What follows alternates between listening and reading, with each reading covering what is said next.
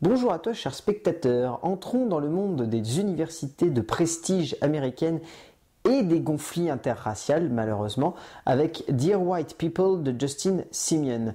L'histoire, on va suivre celle de 4 étudiants, Troy, Lionel, Samantha et Coco, qui sont tous les 3 afro-américains et qui vont devoir faire face à des petits conflits donc interraciaux au sein de leur université, notamment lorsqu'une soirée au thème un peu équivoque va donner lieu à un déchaînement de racisme absolument outrancier et immonde, il faut bien le reconnaître, et va notamment remettre en cause la place des Afro-Américains encore aujourd'hui dans une société où il est supposé y avoir un président afro-américain. C'est donc un sujet compliqué, et c'est donc un film compliqué, mais c'est un film qui est superbement mené par Justin Simien. C'est son premier long métrage qui a été fait en grande partie avec du financement participatif. Donc c'est un film assez particulier et qui a remporté énormément de prix dans beaucoup de festivals, dont Sundance dernièrement. Et il faut bien reconnaître que ce film a vraiment du piquant et du cynisme et beaucoup de satire. Et c'est surtout ça qui fait sa grande force. Et ça donne lieu à un métrage qui, très clairement, est plein de peps, plein d'inventions, et qui dénonce, comme rarement on l'aura vu au cinéma, dernièrement. Le sujet est donc assez compliqué sur la base. C'est donc traiter de la place qu'a le racisme aujourd'hui, même après l'arrivée d'Obama au pouvoir. Ce qui, pour le coup, est un sujet qui n'a pas encore forcément été très bien abordé, dirons-nous, mais surtout qu'on a tendance à vouloir éviter aujourd'hui, étrangement.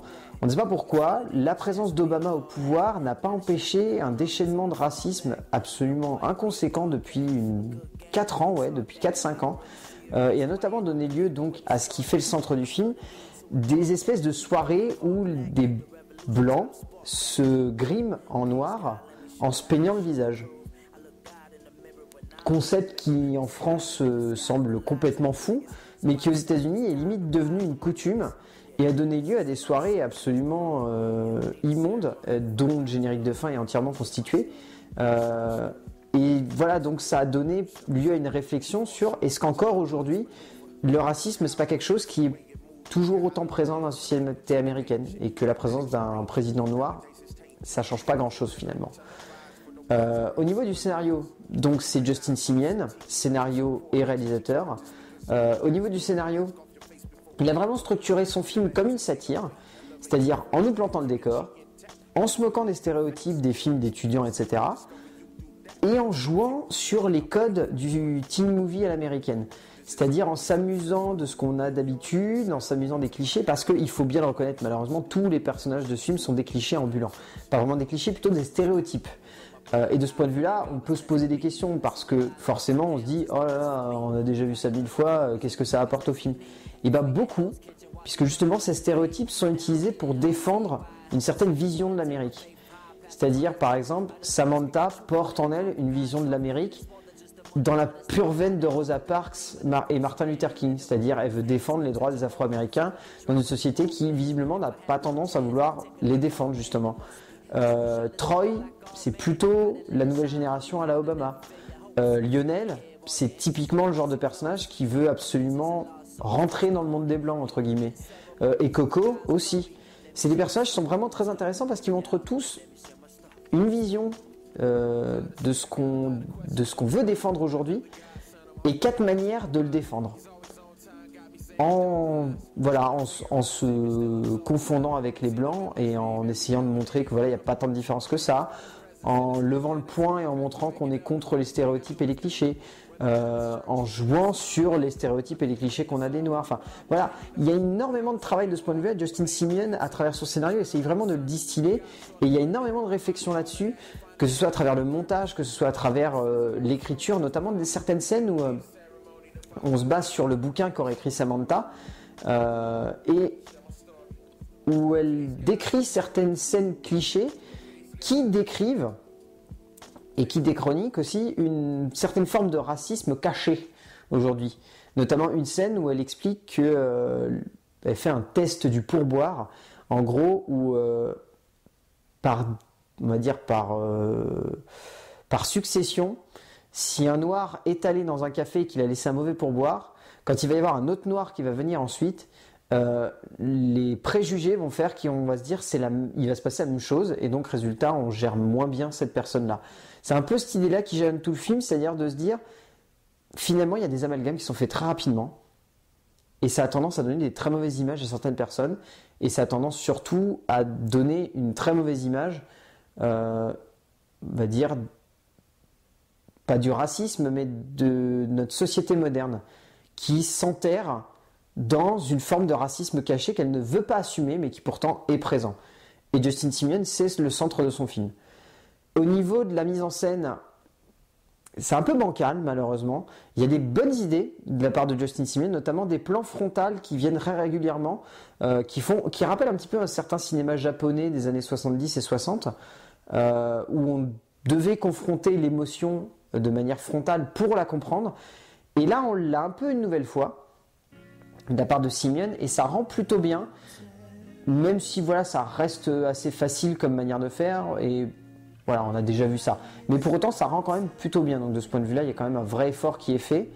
Donc voilà, dans l'ensemble, c'est ce qu'on peut dire de ça.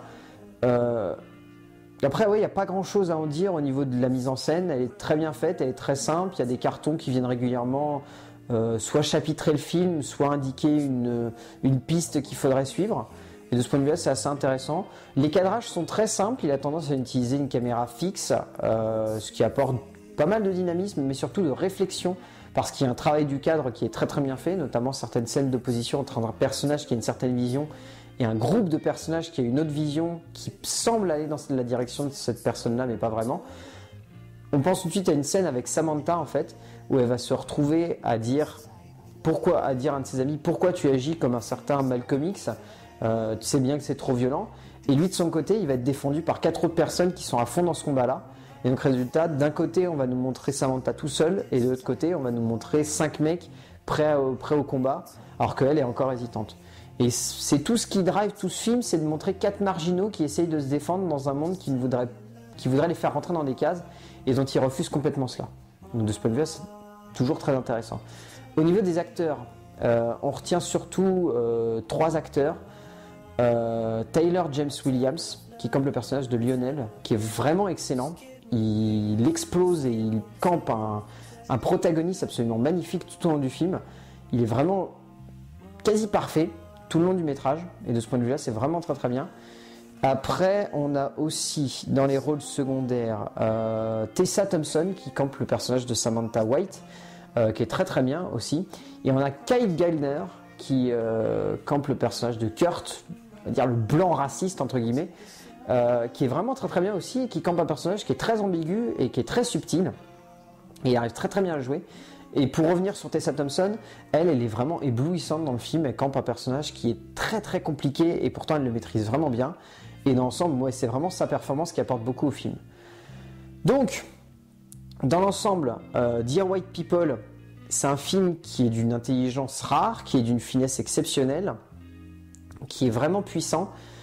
Après, qui reste un petit peu simpliste dans sa manière d'être mise en scène et qui peut freiner par ses clichés, mais qui reste tout de même intelligent et poussé dans sa démarche. Et il va vraiment jusqu'au bout, Justin Simien. Et rien que pour ça, ça mérite vraiment le respect. Puis les acteurs principaux sont vraiment excellents. Enfin ouais, là-dessus, il n'y a vraiment rien à redire.